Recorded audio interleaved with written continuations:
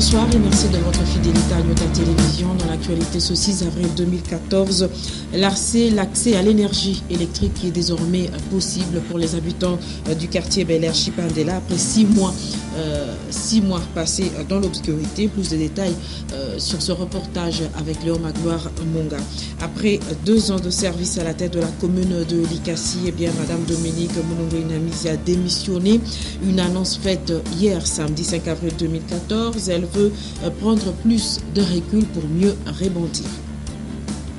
Et pour débuter cette édition d'information, c'est l'opération de distribution des casques aux motocyclistes de la ville de Lubumbashi. Cette opération se poursuit. Elle est effectuée par la mairie de Lubumbashi. Et récemment, ce sont les motocyclistes du secteur Naviondo de la commune annexe. Très nombreux, ils ont reçu gratuitement leurs casques. Maurice Mazel. La distribution des casques aux automobilistes louchois se poursuit à la mairie de Lubumbashi. Cette deuxième distribution a plus concerné les motocyclistes du secteur Naviondo, toujours dans la commune annexe. Pour ces derniers, la mairie a disponibilisé 400 casques à leur distribuer gratuitement, selon la volonté du gouverneur de province, l'honorable Moïse Katumbi Chapwe. Avant de procéder à la distribution des casques, Jean-Oscar Sangouza Mutunda les a tous sensibilisés sur les avantages de porter obligatoirement les casques. À l'instar du premier jour, après l'appel nominal, les bénéficiaires à tour de rôle recevaient le casque où un numéro d'identification du motocycliste est mentionné. L'équipe des distributeurs était cette fois-ci débordée parce que même ceux-là qui ne sont pas à ce jour identifiés ne jurent qu'à avoir à tout prix le casque que l'honorable Moïse Katumbi Chapwe a payé à tous les automobilistes de Lubumbashi. En effet, le gouverneur de province a bien résolu de sécuriser 5000 motocyclistes enregistrés à l'époque, mais à l'allure où vont les choses par rapport au surnombre des motocyclistes, il va sans dire que ces derniers, après qu'on leur ait tendu la main gracieuse, risquent de prendre à leur bienfaiteur tous les bras. Nous allons plutôt à Likasi pour vous dire qu'après avoir dirigé la commune de Likasi durant 2 ans, Madame Dominique Mounongo-Inamizi a déposé sa démission hier samedi. Elle compte servir la ville montagneuse et surtout son pays à travers d'autres fonctions publiques. Je vous propose ce compte rendu des Jetchala. Samedi 5 avril 2014, Dominique Mounongo-Inamizi démissionne de ses fonctions de bourgmestre de la commune de Likasi, dont la ville portant le même nom. Cette nouvelle est tombée après qu'elle ait célébré les tout derniers mariages en tant qu'officier de l'état civil. Pour moi, je crois qu'il est temps pour moi de quitter la commune de Likasi et de pouvoir vaquer à d'autres occupations. C'était vraiment un plaisir à vous, les chefs de quartier, à vous, les services de sécurité, tous les responsables qui étaient là. C'était un plaisir pour vous, les médias, de nous voir aujourd'hui ici. La cérémonie de remise est reprise entre la bourgmestre sortante et son adjoint, avec la présence des cadres de base dans la grande salle de la commune de Likasi.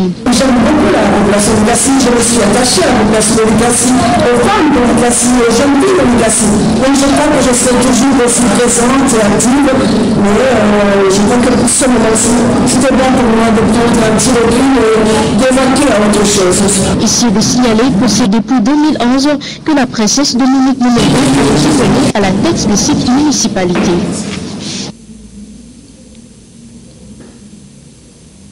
Allons à Kipushi pour vous dire que de nombreux habitants de cette cité minière sont inquiets de l'insécurité grandissante.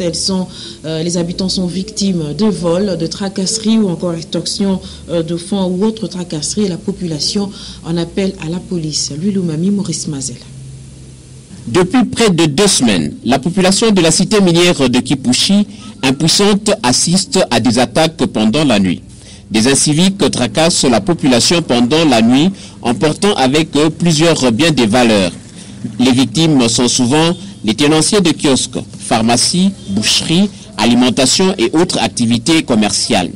Ces inciviques ont même réussi à pénétrer dans un lycée de la place en portant plusieurs machines à coudre et des rouleaux de tissus. La population de cette partie de la province s'inquiète du fait qu'elle ne possède pas un numéro de la police nationale congolaise pour appeler en cas d'urgence. Contacté à ce sujet, le commandant chef S3 de la police district du Haut-Katanga, Aimé Mbayo, affirme que c'est la population qui est ignorante, car en son temps, une camionnette avait sensibilisé tout Kipushi, donnant le numéro de la permanence. Néanmoins, la population de Kipushi souhaite que la police nationale congolaise organise de temps en temps des patrouilles mixtes pendant la nuit. Revenons à Lubumbashi pour parler également d'une autre situation d'insécurité au quartier Cadastre, où les habitants de ce quartier se plaignent d'abord de la distribution injuste de l'énergie électrique. Selon ces abonnés de la Société nationale d'électricité, la SNEL, une équipe de dépanneurs procède régulièrement à des cotisations pour résoudre un problème technique et finalement on leur exige aujourd'hui 200 000 francs congolais pour réparer une panne de disjoncteur. Léon Magloire Munga. Au quartier Cadastre, dans la commune Kampemba, les habitants de l'avenue Chemin Public se plaignent de la multiplicité des cotisations et des pannes imaginaires montées par certains agents de la SNEL. Dernièrement, les mêmes agents dépanneurs exigeraient une somme de 200 000 francs congolais pour résoudre une panne survenue au disjoncteur de la cabine qui approvisionne une bonne partie de ce quartier. Déjà, certains abonnés auraient même versé 22 000 francs congolais exigés par parcelle. En même temps, c'est un délestage client auquel sont soumis les habitants du quartier Cadastre, notamment ceux de l'avenue Chemin Public qui en ont marre de ce système leur imposé. Les habitants de Cadastre s'en remettent aux autorités de la SNEL afin qu'ils puissent être retournés dans leurs droits, d'autant plus que les factures leur parviennent régulièrement. Quittons le quartier Cadastre pour aller un peu plus loin. C'est au quartier Mampala, la Gécamine, où une semaine après le déguerpissement des vendeurs du marché de Pau par l'autorité urbaine, eh bien, en ce moment, aucune activité ne s'effectue officiellement. C'est deux fois en cachette, il faut le dire, à l'insu du chef de quartier Mampala que sont vendus quelques produits. Et pour rappel, les marchands déguerpis devaient tous regagner le marché Mimboulou et ceux-ci ne veulent rien entendre. Tiane Kassongo. Ils étaient tous assis, soit à même le sol, soit sur un petit tabouret, en attendant qu'une solution soit trouvée afin qu'ils reprennent leurs activités commerciales. Ces anciens vendeuses et vendeurs qui avaient érigé un petit marché de fortune devant le dépôt Kimbalupoto gardent encore leurs marchandises dans les dépôts. Pour eux, tous ces biens seront écoulés toujours ici, car ils ne savent où aller. Nos maris ne travaillent pas. C'est grâce à ce commerce que nous scolarisons même nos enfants, que l'on nous dise de vendre jusqu'à une certaine distance. Sinon, nous allons mourir de faim. J'amène mes manettes de Kasumbalesa pour les stocker dans ce dépôt et les vendre après, juste devant ce dépôt. Maintenant, on me demande de partir. Que vais-je faire? Et pourtant, lors de leur déguerpissement à cet endroit, le chef de quartier Mampala leur avait indiqué des lieux de négoce où ils pouvaient œuvrer. À en croire leurs propos, les vendeurs disent qu'au marché Mimboulou, il n'y a pas assez de place pour les caser. Nous n'avons pas de capital pour aller dans des grands marchés. Deux fois, nous payons nos livreurs après avoir vendu la marchandise. Deux fois, c'est vers les heures du soir que certains d'entre ces marchands écoulent leurs articles soit le long de la route Lubumbashi, soit au niveau du dépôt même. D'autres vendent sur une ruelle pour écouler rapidement les légumes. Et d'autres encore marchandent en demandant à tout passant ce qu'ils cherchent. Le souhait de l'autorité urbaine est de mettre non seulement fin au phénomène marché pirate, mais aussi rendre salubre cette entrée de la ville de Lubumbashi, qui est aussi la nationale numéro 1. Et je vous le disais en début de journal que les habitants du quartier Bel Air Chipandela sont à nouveau desservis en énergie électrique après 6 mois d'obscurité, et ce grâce aux efforts de l'autorité provinciale et du directeur provincial de la SNEL. Mais le service n'est pas encore stable suite à un problème de la ligne haute tension. Néanmoins, les bénéficiaires sont reconnaissants à l'endroit des autorités. Laure Magloire Munga. Ils ont attendu pendant 6 mois pour être à nouveau desservis en énergie électrique. Les habitants des Bel Air Chipandela ont déjà depuis quelques jours retrouvé la lumière. Cependant, quelque chose reste encore, car la desserte n'est pas encore totale jusque-là. Nous avons vraiment souffert pour le problème de courant.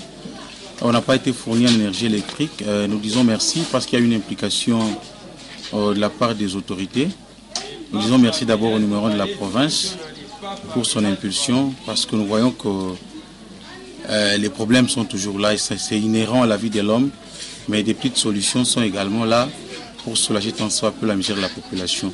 Nous disons également merci au maire de la ville qui est venu pour le cadre de l'itinérance. Il avait constaté également qu'il n'y avait pas de transport. Il n'a pas eu à ménager les efforts pour le problème de transport. Nous disons également merci au directeur provincial de la SNEL parce qu'il a été personnellement là et à tous les agents pour tout le travail abattu. Ils ont fait un travail de titan, de toilettage et consorts. Des petits problèmes ne manquent toujours pas, mais seulement nous avons un problème de régulation de la moyenne tension parce qu'on n'est pas fourni régulièrement, on a le courant que le soir. Mais de toute façon, c'est un sentiment de joie parce que déjà les gens ont acheté leurs vivres frais, ils sont en train de conserver déjà. Ceux qui ont des alimentations, ils vendent des boissons fraîches. En tout cas, c'est un sentiment de joie. Toute la population est vraiment dans la joie. Malgré tout, les courants et des retours à Chipandela et les efforts fournis par l'autorité provinciale Moïse Katumbi Chapwe et la Société nationale d'électricité ont été salués par tous les habitants de cette partie de la commune Kampemba, qui sont bénéficiaires d'en faire bon usage afin de ne pas retomber dans la même situation. Nous allons quand même parler religion dans cette édition d'information. Il s'agit de la chapelle de la communauté de Kawama de l'église néo-apostolique qui a organisé un service divin solennel pour célébrer ses 30 années d'existence. Et l'apôtre du district RD Sud-Est, Chichi Tshisekedi, a appelé ses brebis à œuvrer pour le salut des âmes. Un reportage de Maurice Mazel et Michel Olela. Les fidèles de l'église néo-apostolique de la République démocratique du Congo Sud-Est, région apostolique du Katanga, à Lubumbashi, ont pris part ce dimanche 6 avril 2014 au service divin solennel pour la commémoration du 30e anniversaire de la chapelle de la communauté Kawama dans la commune de Roachi. À son arrivée, l'apôtre des districts République démocratique du Congo Sud-Est, Chichi Tshisekedi, a été accueilli par la chorale des jeunes. Lors de la prédication, le serviteur et enfant de Dieu, Chichi Tshisekedi, s'est inspiré du premier livre de 1 Roi 8, du 3e au 34e verset. Dieu a-t-il renchéri à susciter des hommes qui, au fruit d'immenses sacrifices, sont parvenus à bâtir la chapelle de la communauté de Kawama afin de permettre aux fidèles de l'église néo-apostolique de s'y ressourcer spirituellement par leur participation au service divin. L'apôtre des districts Chichi Tshisekedi, s'appuyant sur la parabole de la brebis égarée, a déploré la faible participation des fidèles au service divin. Face à ce délestage spirituel, le serviteur de Dieu les a conviés à rentrer dans la maison du Seigneur pour revivre la communion des enfants de Dieu, car le Seigneur se manifeste dans son œuvre. Le moment venu, après la prédication au rythme du cantique Tujonge et Kukikombe, les fidèles de l'église néo-apostolique ont célébré la Sainte Seine. Puis, en lieu et place des défunts, les évêques Jean-Pierre Massamba et Josué Kiala ont pris la Sainte Seine des défunts. Par une poignée de main chaude, l'apôtre des districts République démocratique du Congo Sud-Est, Chichi Tshisekedi, a consenti la retraite de l'évangéliste des districts Aaron Kaunda. Les fidèles ont rendu gloire à Dieu par des cantiques, suivis de la bénédiction du serviteur de Dieu à la fin du service divin solennel marquant le 30e anniversaire de la chapelle de la communauté de Kawama.